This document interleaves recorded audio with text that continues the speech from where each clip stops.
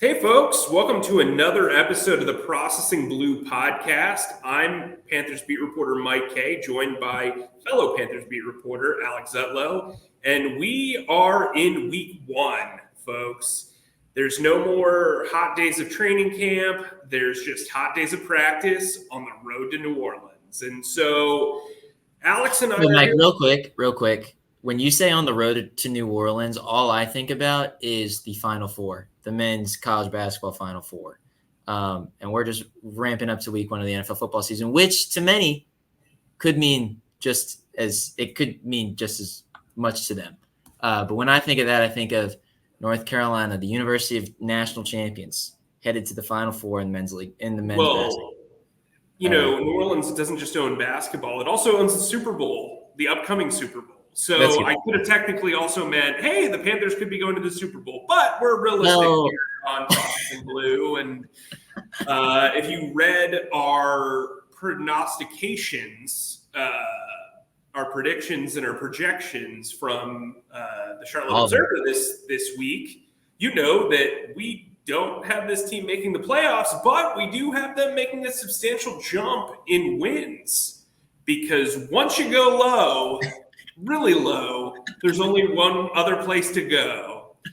And so as we monitor the Panthers' attempt to bounce back from whatever you want to call last year was, the 2-15 disaster. Abysmal is my favorite word when associating with last year, by the way. Rarely do you get a word that is so negative starting with a vowel.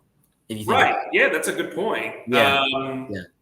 You know, and so Mike's like, that's a good point. I have no segue there. Yeah, I don't have it. Normally I've got them, but, here we are. It's everybody's week one. So let's get into this, because the Panthers come into week one with a couple of notable injuries, right? Not talking about just IR, because we know there's a lot of characters on IR. Sam Franklin, Dane Jackson, the projected number 2 corner, is not around. On the non-football injury list, Jonathan Brooks is sidelined. DJ Wanham and Amari Barno are both on the PUP list. But we're talking about guys who are on the 53 right now who are not really actively on the practice field. And so today, on Monday, it was an extra practice day for the Panthers before the real stuff counts. There wasn't even an injury report. And when Alex and I were at practice, guess who wasn't? Jadeveon Clowney, and then tight ends, Ian Thomas and Tommy Tremble. Mm-hmm. Now, the Clowney situation is said to be an illness, according to Dave Canales. How concerned are you about that, Alex, as they get into week one? Well, if we're talking about, is Alex Zietlow the champion of Rock Hill? Is he concerned about the prodigal son of Rock Hill and his presence on the Carolina Panthers roster? Honestly, I'm not really all that nervous. I'm not really all that concerned about that. He said it's an illness. Dave did say that he was expecting Jadeveon Clowney to be back with the team on Wednesday and to be practicing on Wednesday. The injury that I'm most monitoring, the one that I'm most concerned with if I were a Panthers fan, would be that of Tommy Tremble. He is coming off of a hamstring injury, and this is something that has flared up a couple times during the offseason program, and then most recently it did during the preseason a couple weeks ago, after he just made a cut and kind of came up hobbling a little bit. At the time, Dave Canales said that it was a precautionary measure that he didn't finish out the practice. And of course, reporters had talked to Tommy after that injury, or after that moment where he kind of slowed up after practice and everything seemed fine. He said he was hoping to be ready by week one and that he was expecting to be ready by week one and everything like that. So Tremble showed up late to practice today. He showed up with a helmet, but he showed up on the same golf cart as Ian Thomas, as DJ Wanham, and of those guys. So that is something that I'm looking at. The tight end room is pretty thin, particularly when you consider Ian Thomas hasn't practiced in a while as well, because he's battling an injury too. And we have talked ad nauseum on this podcast and in our writings for CharlotteObserver.com about how important a tight end is to a second-year quarterback in Bryce Young. So That's what I'm monitoring. Mike, is that the guy you were going to take, or you got someone else? Well, I think tight end in general is, I mean, the reason why I bring up Clowney even after being told it's an illness is we know how little proven outside linebacker depth this team has with Barno and Wanham on the pup list. And really, Ikuliota, Caleb on Chason, and DJ Johnson not really separating themselves in this battle for that number 2 outside linebacker spot. I think that that's going to be a kind of by committee approach across the way from Jadeveon Clowney. And so you do need to monitor that. I think the one strength the Saints really have is offensive line and pass protection. And so going in without any pass rush is kind of tough. I do think at tight end they can get by if Thomas or Tremble can't play. I've followed Jordan Matthews' entire career. He has really improved himself as a blocker, as a special teams player. I was really impressed by Jatavian Sanders and the way he's kind of approached run blocking. I think that'll help him get on the field right away and play well. My understanding is a lot of people internally have been impressed by his performance this summer. So tight end wasn't like a big part of the offense for Dave Canales last year with the Bucs as far as a receiving standpoint, but if they can just simply be blocking assets and have the occasional catch those first couple of weeks while Tremble and Thomas kind of get their motors going, I think that that's fine. I'm not too concerned about that. I do think cornerback, as we constantly mention, is a concern, but at least they have bodies there. Speaking of that, let's kind of talk about the way the depth chart's kind of shaken out since the 53-man roster has been settled just a little bit. I put out a newsletter where I projected the 53-man depth chart, and we can go over that a little bit. I think most of the stuff is predictable if you've been paying attention. I think Deontay Johnson, Jonathan Mingo, and Adam Thielen are going to start at the 3 wide receiver spots, and Xavier Legette will sprinkle on in. Chuba Hubbard, we've maintained as RB1, but I think Miles Sanders will get a pretty decent workload. We obviously know Bryce Young's going to be the starting quarterback. Tommy Tremble is the top tight end. Even if he's injured, the offensive line's been established forever on defense. You know, the defensive line and pretty much all the starting jobs outside of cornerback 2 have been established. We expect Mike Jackson to be that number 2 corner for right now. And weirdly, his number changed from 28 to number 2. So you know he's the number 2 corner, I guess, in both jersey number and in spot on the depth chart. When you look at this depth chart, Alex, what stands out to you? I mean, you kind of went over it succinctly and well. Thanks. You're welcome. There aren't that many surprises, I would say, going into this game. I mean, one thing that'll be interesting to see is if Trevin Wallace at that inside linebacker position gets a lot of burn, and if so, does he make an impact? This is a 3rd round draft pick who has really done a really good job in the offseason program, in his training camp opportunities, and in the preseason. I mean, he picked off Aaron Rodgers during the joint practice between the Jets and the Panthers. So he is a guy who has clearly learned a lot from Josie Jewell and from Shaq Thompson at that inside linebacker spot. And as a rookie, he's like really proven himself, I think, thus far. So I guess that's one thing I'm kind of watching along this depth chart is Trevin and how that inside linebacker position is kind of coming about. And then, of course, the interesting thing is something that we've talked about a ton of times is who's going to be opposite Jadeveon Clowney, assuming that he's gets over this illness. Is it DJ Johnson? Is it Ikuliota, who's flashed a little bit in this preseason? That's going to be it. I mean, like you said, the Saints do have the Saints are known to have like a pretty good offensive line. It's one of their strengths this year. I don't want to get too ahead of myself, but also defending the run is going to be important against these guys. They graded out really well when it came to the running game last year specifically. So that's what I'm looking at in week 1. is the kind of the outside edge rusher group and the inside linebacker spot, specifically with Trevin Wallace. Mike, what about you? Well, I exactly your point. I think it's going to be really hard for Trevin Wallace to be on the sideline with the way that he performed, especially with the emphasis that both Dave Canales and Dan Morgan have put on taking the ball away from the other team. I love his playmaking ability. I think for me, a spot where I'm kind of like, is punt returner. And look, punt returner, there are a lot of teams that have mediocre punt returners, but I think Blackshear is a better fit for kick returner, and I think he'll have more success there. I don't know if I trust his ball skills as a punt returner yet. He was very scarcely used there in the last 2 years. David Moore is what you would call a safe punt returner in that he can field the ball. He's probably not going to give you a lot of yards off of there. I would say I like the stability of the defensive front. I think Derek Brown, Shai Tuttle, and A'Shawn Robinson will give you some good protection against the run that they maybe didn't have otherwise last year. And then I think, look, J.C. Horn, if he stays healthy, is among the top 10 corners in the league. No doubt about it in my mind. And I think he is really the key to the secondary, as much as I really think Xavier Woods is the most underrated player on this entire roster.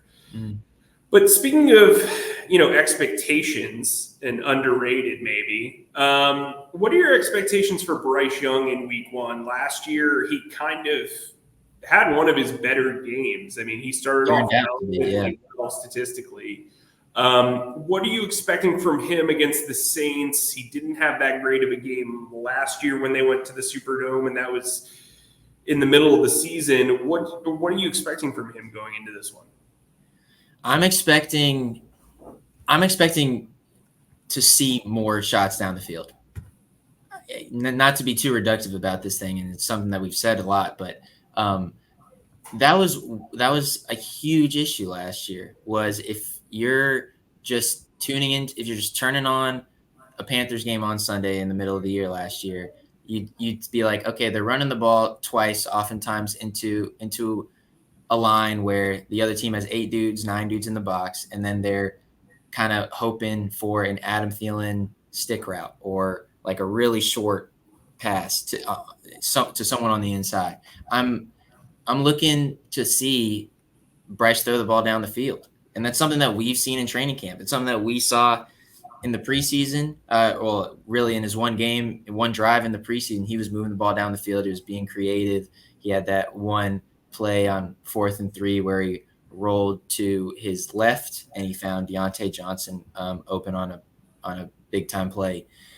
Like, obviously there's been a lot that has been said about, hey, get the ball out in 2.3, 1.8 seconds, whatever the integer is.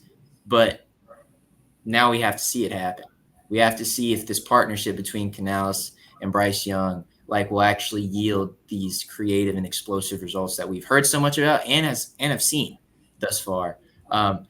So not to be too reductive about it, but my expectation is that Bryce is going to let it fly. And I mean, that was one big criticism of Bryce's debut last year against the Falcons was other defensive backs for the Falcons in the postgame were like, yeah, we knew that Frank Reich wasn't, well, they didn't use his name, but we knew that the coaching staff wasn't going to trot him out there and then go deep. We knew to stay close to the line. We knew to press up on the receivers. We knew to make it those 5-yard completions difficult.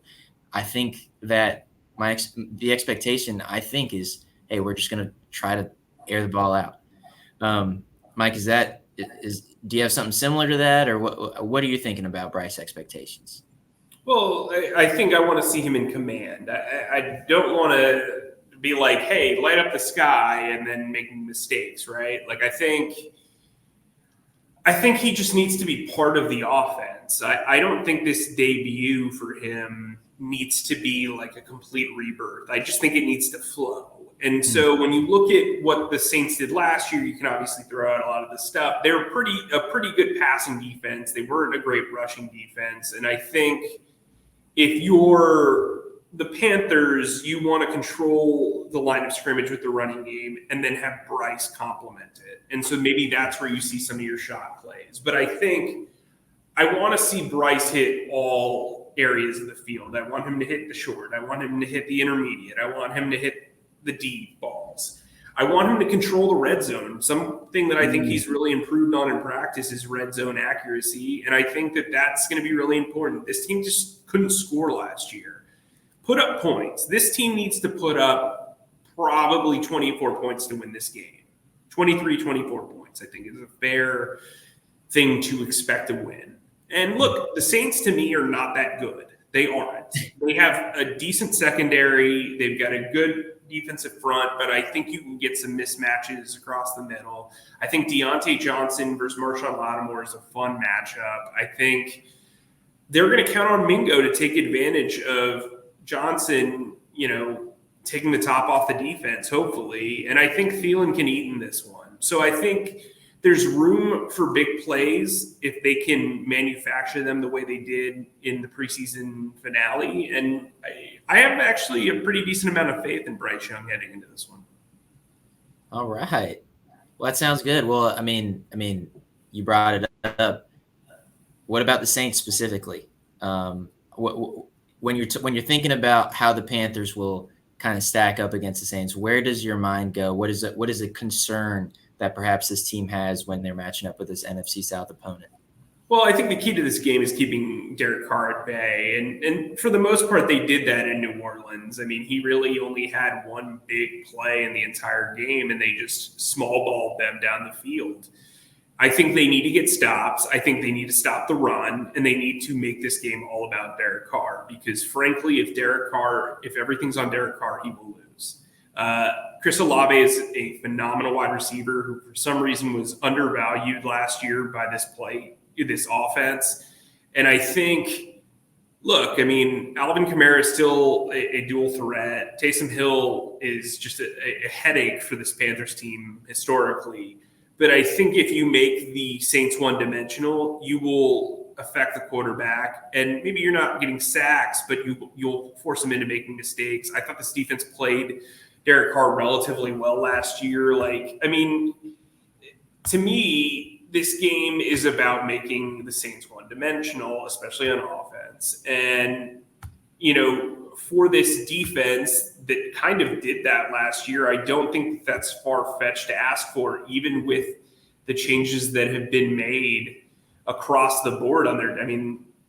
Last year they lost 28-6, but really it felt like they only lost the game because they let the Saints nickel and dime their way down the field. There was one big play. It was one 44-yard throw to A.T. Perry from Wake Forest, who was a rookie. Other than that, the next biggest completion was for 15 yards to Lee Bowden. On the ground, they allowed a 12-yard run and a 9-yard run. This was not an explosive Saints offense. And I think if you were limiting, Derek Carr had 119 passing yards in this past game for 2 touchdowns and an interception. He threw the ball 26 times and an 18 completion. So 18 completions for 119 yards. Yikeroos. You know what I mean? So if you can keep that same energy and not turn the ball over like the Panthers did against the Saints, they had a fumble that was recovered for a touchdown. Protect the ball, keep Derek Carr as the main thing, and you can have some success here. The 28-6 loss is just kind of like a misleading number because in reality, the Saints were not that good. The Panthers were just awful. Yeah, they just couldn't get anything going on offense. I think I'm going to say something kind of similar to you. And if they can control this, the explosiveness of the Saints offense is in the backfield, and it's in their running pursuits. If you look at their some offensive statistics from last year, their rush play percentage was 42.8% a game. And that means that they're running the ball 42% of the time and they're throwing it 58% of the time. That's pretty good in an NFL that is very throw heavy. It's in the top. It's right in the league median at number 16 in the league. Then they're running the ball 28 times a game. and that's top 10 in the league. And this was last year. And I don't think, you can correct me if I'm wrong, but I really don't think the complexion of their offense has changed that much. So I think that's an important thing to see. If the Panthers can stop the run and give the ball to Derek Carr in 3rd and long and say, here, go for it, with the defense that has put so much more emphasis on getting turnovers, on leveraging coverages, and has showed that they're capable of, and they have the ball skills to make these important interceptions, to make these game-changing attacks on the ball turn fumbles, then that could spell possibility for Carolina. So that's great. Mike, before we go, one last thing. I want to toss it to you right quick. As you said, we all made our predictions on who's going to win the NFC South, who many believe will be the weakest division in football again, including you. Yeah, it's a bad division, guys. It's wrong. Who do you think is going to take it all this year? If not from the Silver, sorry, excuse me. Who do you think is going to take the division championship this year? In the short term, I really like what the Atlanta Falcons did. I think Matthew Judon is the pass rusher they've needed for pretty much ever. I like the size that they have at corner. I like the size that they have at wide receiver. I think Drake London's ready to take that next step. Kyle Pitts, to me, is still kind of figuring it out, but I think he is a weapon, and I'm interested to see how they utilize him with a new staff. I think they've found ways to kind of develop an offense that is not necessarily predictable in the way that I think the Saints have become, in a way that I think the Bucs became last year, even with Canales. I think that was maybe one of the criticisms last year of Canales, is that it seemed like it was very paint by numbers. And listen, like, not for nothing, but the Falcons are not – I don't think this division is settled by, like, complete teams. I think it's settled by who has the best quarterback. And if Kirk Cousins is healthy and is returned from that Achilles injury at tip-top shape, I think they can be very successful. I think that is ultimately what it comes down to. I'm not a big Derek Carr guy. I think Bryce is going to figure things out and be much improved. I don't think he's going to be better than Kirk Cousins.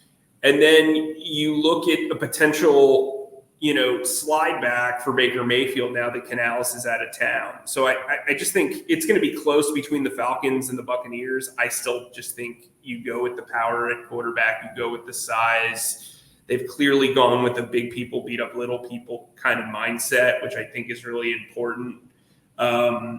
They have to figure out the running game, but for the most part, I've been kind of impressed by how they've tinkered with their roster. Well, very good. Thank you. I'm like giving you immediate feedback. Isn't this your dream? Just immediate words of affirmation. Yeah. I couldn't ask for anything more. Yeah, you're welcome. Okay. Everyone, thanks as always for listening to Processing Blue with Mike Kaye and myself and our lovely producer, Zach Dennis, who we didn't shout out this episode, by the way. You know what, Zach? It's on you for not mentioning that I didn't bring up Bijan Robinson in that entire rant, but I think he and Kirk Cousins are the keys to the kingdom in the NFC South. Oh, I also like Darnell Mooney quite a bit, too. Cool. Well, I was trying to give him props, and then instead you I made it about me. Sounds familiar. No. You just said you should have done this thing. Okay, anyway. Yes, Zach, thank you for all you do. Please subscribe and follow us on Spotify, Apple Podcasts, or wherever you get your podcasts by searching our name, Processing Blue. And if you watch us on YouTube, please subscribe to our YouTube channel and click on the bell icon to get notified whenever new episodes drop. And finally, please be sure to stick to CharlotteObserver.com for all of your Panthers needs. Stay humble, stay creative, and keep processing. That's a wrap.